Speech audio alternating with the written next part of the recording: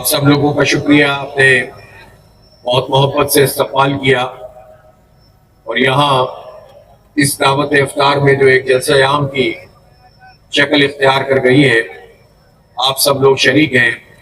میں اللہ تعالیٰ سے دعا کرتا ہوں کہ اس رمضان مبارک کی تمام رحمتیں برکتیں وہ نازل فرمائے اور ہم سب کے روزوں کو قبول فرمائے، نمازوں کو قبول فرمائے، ہماری عبادات کو قبول فرمائے، اور جو ساتھ رہ گئی ہیں اس میں بھی وہ سچی توبہ اور استغفار کرنے کی توفیق دیں اور اس کے نتیجے میں ہمارے تمام معاملات کی اصلاح فرما دیں۔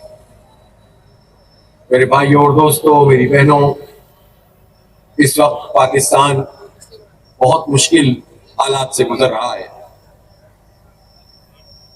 پچھلے ایک مہینے میں خیبر پختونخوا میں سینکڑوں حملے ہو چکے ہیں جو مختلف فوجی چوکیوں پر، مختلف دفاتر پر ہوئے ہیں، اور پچھلے 24 گھنٹے میں 27 حملے ہوئے ہیں۔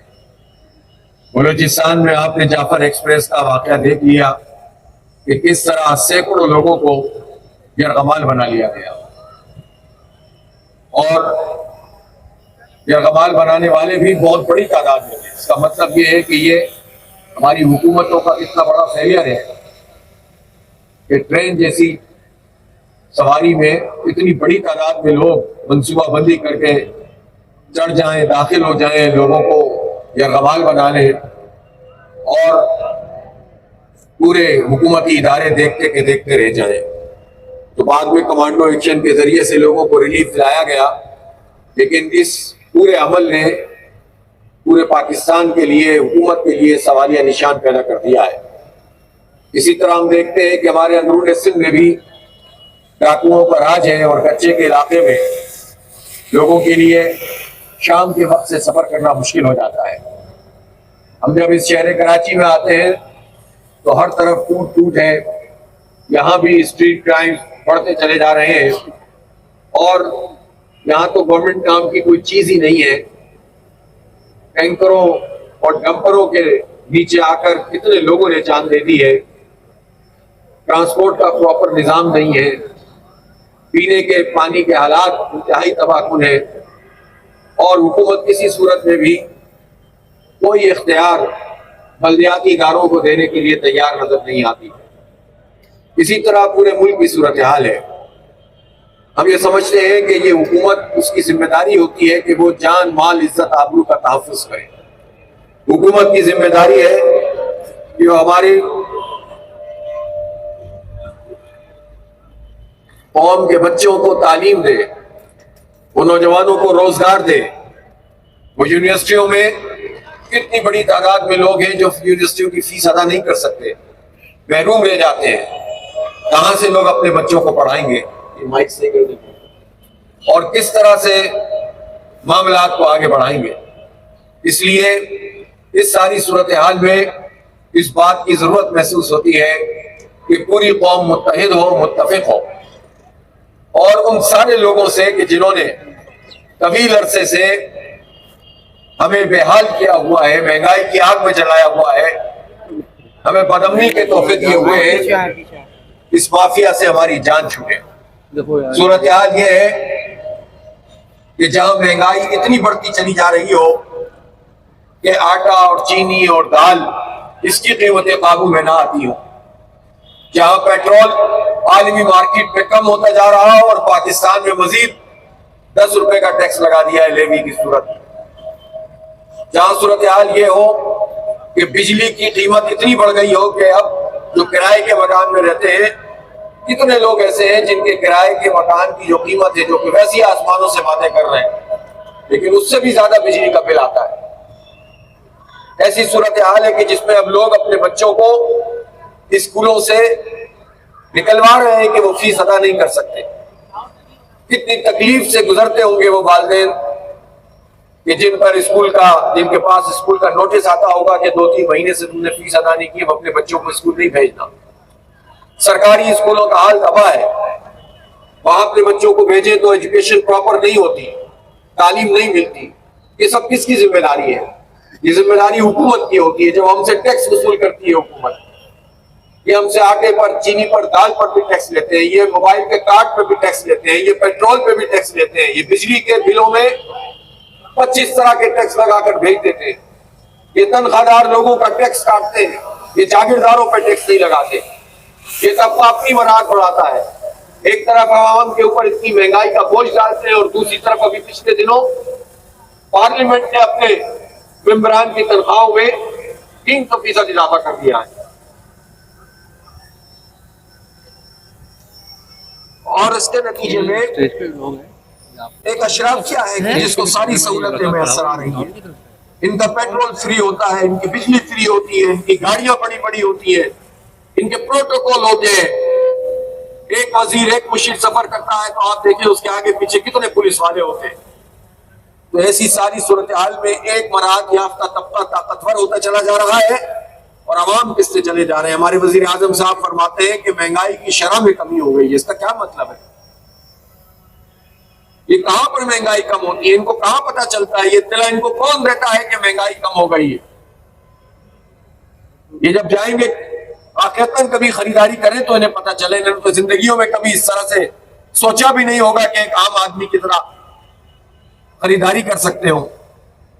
اس لیے یہ دھوکہ دینا, اعداد و شمار کے ذریعے بیوقوف بنانا, یہ عمل ختم ہونا چاہیے. ہم آپ یہ سمجھتے ہیں کہ اس وقت پاکستانی قوم متحد ہو کر, متفق ہو کر جب تک ایک تحریک لے کر نہیں چلے گی اس حکمران طبقے سے جان چھڑانے کے لیے اور اپنے حق کے لیے آواز نہیں بلند کریں گے, یہ مسائل اسی طرح بڑھتے رہیں گے. اسی لیے ہم نے اب یہ فیصلہ کیا ہے کہ وہ تحریک جو ہم مسلسل لے کر چل رہے ہیں, اور بجلی کی قیمتوں میں کمی کے لیے ہم نے جو مطالبہ کیا ہے, پہلے حکومت ماننے کے لیے تیار نہیں تھی. آئی پی پیز مافیا ہم پر مسلط ہیں, ہزاروں ارب روپے ان کو اس بجلی کے ادا کیے جاتے ہیں جو بنتی نہیں ہے, کیپیسٹی پیمنٹ کے نام پر. ہم سے ٹیکس پر ٹیکس ہم پر مسلط کرتے ہیں اور مافیاز کو سپورٹ کرتے ہیں, اور بات کرنے کے لیے بھی تیار نہیں تھے. ہماری تحریک جب آگے بڑھی, ہم نے اسلام آباد میں دھرنا دیا, ہم نے ہڑتال کی, اور بالآخر حکومت کو مجبور کیا کہ اس نے ہم سے ایگریمنٹ بھی کیا, اور پھر آئی پی پی سے مذاکرات اور بات چیت ہوئی اور ریگوشیٹ بھی کیا. اب وزیر اعظم کہتے ہیں کہ جناب ہم نے تو قومی خزانے کو 1000 ارب روپے کا فائدہ پہنچایا ہے. 1000 ارب روپے کا اگر فائدہ قومی خزانے کو ملا ہے تو اس کا فائدہ عوام کو ہونا چاہیے, بجلی کی قیمت کم ہونی چاہیے. لہذا عید کے بعد اب تو عوام کو جو تحریک ہم لے کر چل رہے ہیں اس کے نئے مرحلے کو ہم شروع کریں گے. اور میں آپ سب سے بھی کہوں گا کہ آپ بھی اب تیاری کریں, اور ایک بہت بڑا ملین مارچ تو انشاءاللہ کراچی میں 27 اپریل کو ہو رہا ہے, اس میں بھرپور طریقے سے شرکت کریں اور پھر اس تحریک کو مزید آگے لے کر چلیں. ہم یہ چاہتے ہیں کہ لوگوں کا مسئلہ حل ہو. انڈسٹری نہیں چل پا رہی, کوارٹر انڈسٹری تباہ ہو گئی ہے, چھوٹے چھوٹے کاروبار کرنے والے کہاں سے بجلی کے بل ادا کریں.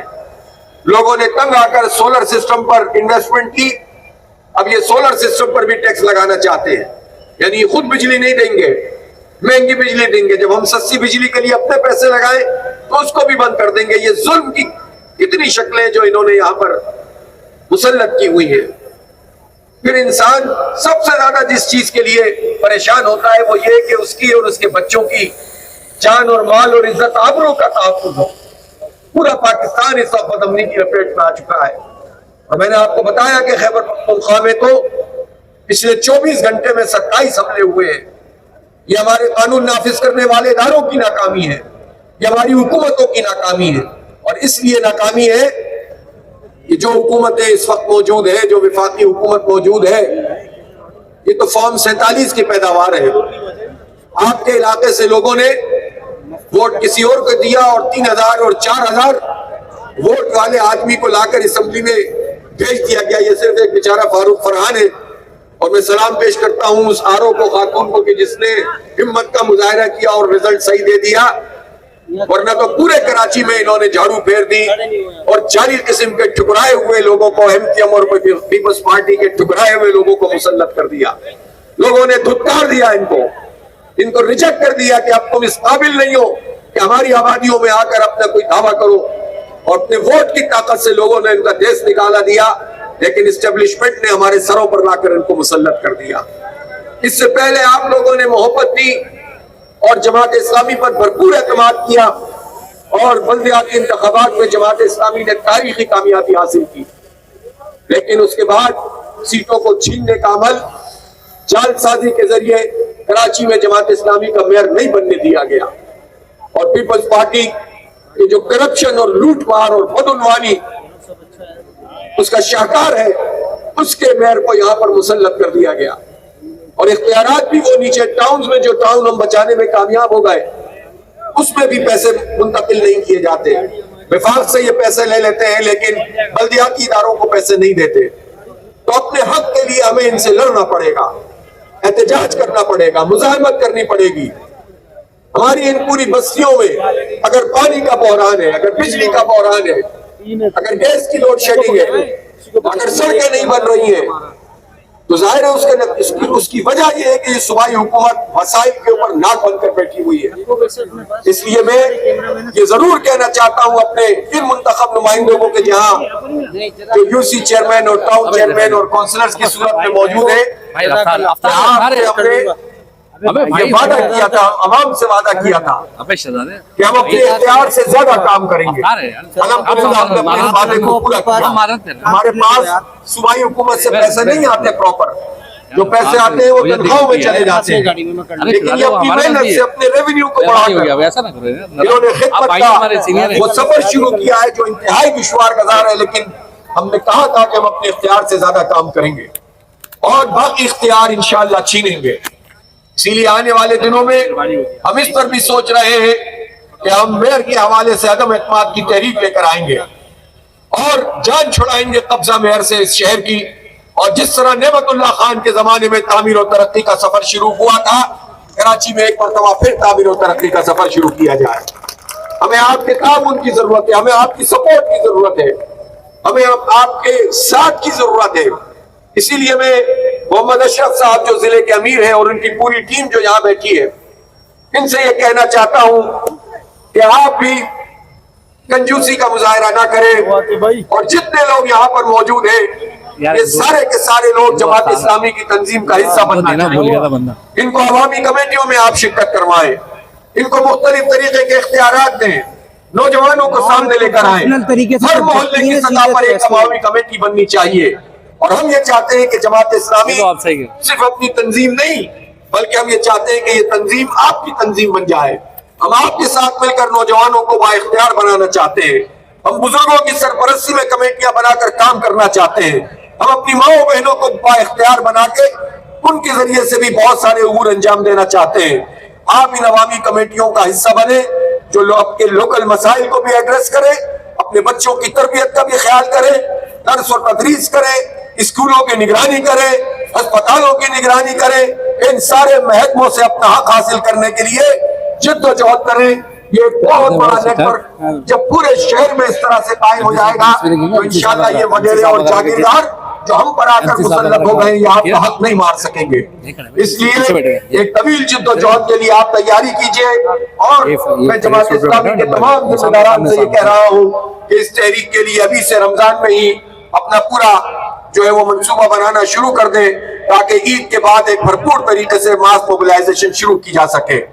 میں اس موقع پر میڈیا کے توسط سے اپنی حکومت کو، ارباب اختیار کو یہ میسج دینا چاہتا ہوں کہ جب تک آپ صحیح فیصلے نہیں کریں گے، جس کا مینڈیٹ ہے اس کے حوالے نہیں کریں گے، جعلی قیادت کو مسلط کریں گے، عوام اور فوج کے درمیان یہ دوری بڑھتی چلی جائے گی، اور جب ملک کے اوپر یلغار ہوتی ہے بیرونی قوتوں کی، اسے اندرونی طور پر بھی غیر مستحکم کیا جا رہا ہوتا ہے، علیحدگی کی تحریکیں پیدا کی جا رہی ہوتی ہیں۔ بھارتی راہ پوری طرح سے پاکستان میں اس وقت کام کر رہی ہے، امریکی CIA کام کر رہی ہے، اسی طرح MI6 کام کر رہی ہے۔ یہ پاکستان کو ڈی اسٹیبلائز کرنا چاہتے ہیں، یہ پاکستان کے نیوکلیئر پروگرام کو ختم کرنا چاہتے ہیں، یہ ہماری طاقت کو توڑنا چاہتے ہیں۔ یہ پاکستان کے حکمرانوں سے نہیں ڈرتی یہ قوتیں، یہ پاکستان کے عوام سے ڈرتے ہیں، اسی لیے عوام کے درمیان تفریق پیدا کرتے ہیں۔ انہیں بلوچ اور سندھی اور پختون اور پنجابی اور سرائکی اور کشمیری اور مہاجر اور اس طرح کی مختلف زبانوں میں تقسیم کرتے ہیں، مسلکوں میں تقسیم کرتے ہیں اور اپنے بین الاقوامی ایجنڈے کو پورا کرتے ہیں، لیکن جب تک حکمران طبقہ زبردستی مینڈیٹ کی توہین کر کر مسلط ہوتا رہے گا پوری قوم یکجان نہیں ہو سکتی۔ اس لیے میں اسٹیبلشمنٹ سے بھی کہنا چاہتا ہوں کہ یہ کھیل اب ختم کیا جائے کہ ووٹ کسی کو پڑے مسلط کسی اور کو کیا جائے۔ میں اسٹیبلشمنٹ سے بھی یہ کہنا چاہتا ہوں کہ یہ جنگ اکیلے فوج نہیں لڑ سکتی، دہشت گردی کے خلاف جنگ ہو، یہ بین الاقوامی الغار ہو، جب تک عوام اور ریاست ساتھ مل کر نہ کھڑے ہوں یہ جنگ نہیں لڑی جا سکتی۔ آپ کو وہ اقدامات کرنے ہوں گے جس کے نتیجے میں پوری قوم مجتمع ہو، اس لیے سب اپنی اپنی آئینی حدود میں چلے جائیں۔ آرمی کے لیے بھی آئین نے جو طریقہ رکھا ہے ان کی ذمہ داری ملک کے دفاع کی ذمہ داری ہے، سیاست ان کا کام نہیں ہے، تجارت ان کا کام نہیں ہے۔ آپ سیاست اور تجارت سے دستبردار ہو، ملک کی دفاع کریں، پوری قوم آپ کو سر پر بٹھانے کے لیے تیار ہے، لیکن جب آپ مداخلت کر کے پسند کے لوگوں کو مسلط کرتے ہیں تو اسی طرح قوم ٹوٹ پھوٹ کا شکار ہوتی ہے اور بین الاقوامی قوتیں اپنا کھیل کھیلتی ہیں۔ اس لیے اسی بات کو ہم کرنا چاہتے ہیں کہ اس کو کسی کی دشمنی اور دوستی پر محمول نہ کیا جائے، حالات کا ادراک کیا جائے، ایک اعتماد پیدا کرنے کے لیے تمام جماعتوں کو اکٹھا کیا جائے، آگے کا ایک لائحہ عمل طے کیا جائے اور پوری قوم یکجائی کے ساتھ ان حالات کا مقابلہ کرے گی تو انشاءاللہ کوئی پھر دہشت گردی نہیں کر سکے گا اور کوئی ملک کو نہیں توڑ سکے گا۔ آئیں اس بڑی جد و جہد کے لیے تیاری کریں، اپنے حصے کا کام کریں اور انشاءاللہ اپنا حق لینے کے لیے آگے بڑھ کر اپنی ذمہ داریاں پوری کریں۔ وآخر دعوانا ان الحمدللہ رب العالمین۔